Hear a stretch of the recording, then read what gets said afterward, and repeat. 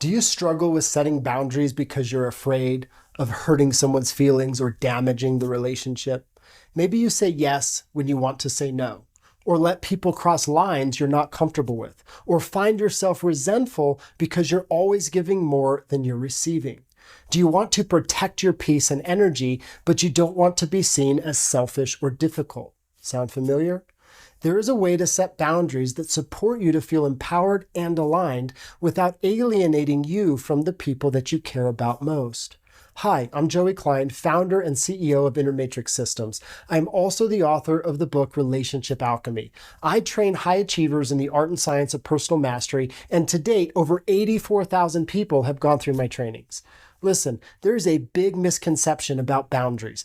People think boundaries are about controlling other people's behavior to protect yourself.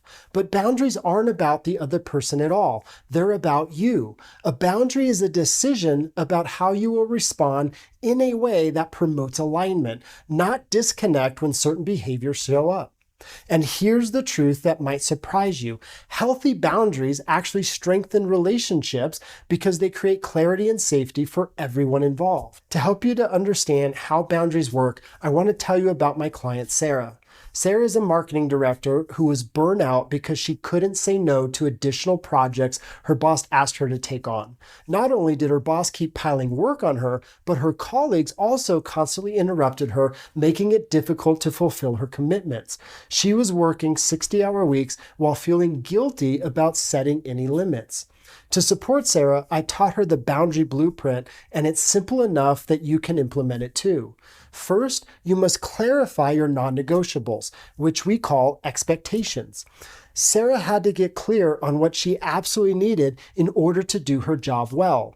For her, her evening and weekend time with family was most important, so she had time away from work to recharge and gain perspective. She also wanted to be able to take a brain break during her lunch breaks at work.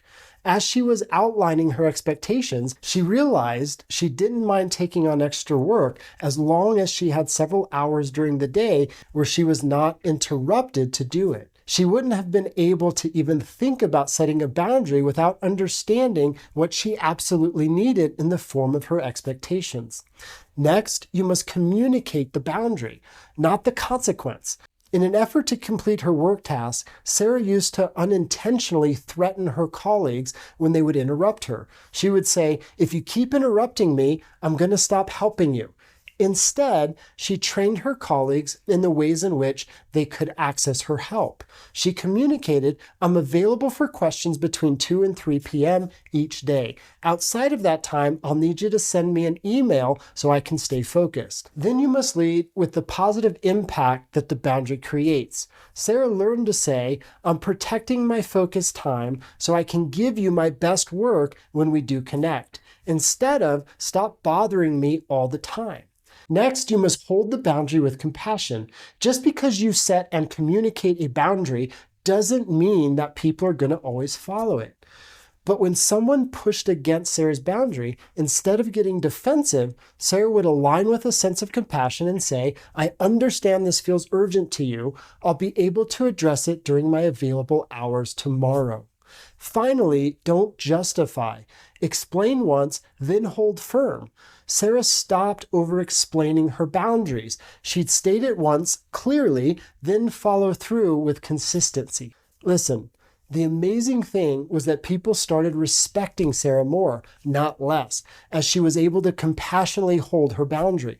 Her boss told her she seemed more professional and organized. Her colleagues stopped treating her like she was always available. Here's what Sarah discovered. When you don't have clear expectations, you're not able to set boundaries that make sense. People have to guess what's okay and what's not. This creates anxiety for them too. Clear boundaries actually make relationships easier for everyone. Look, the secret is that boundaries aren't walls. They're gates with clear instructions for entry. If you're struggling to set healthy boundaries without feeling guilty or damaging your relationships, get your free copy of Relationship Alchemy at relationshipalchemybook.com and just pay the small shipping fee. You'll learn exactly how to protect your energy and create respect while maintaining loving connections.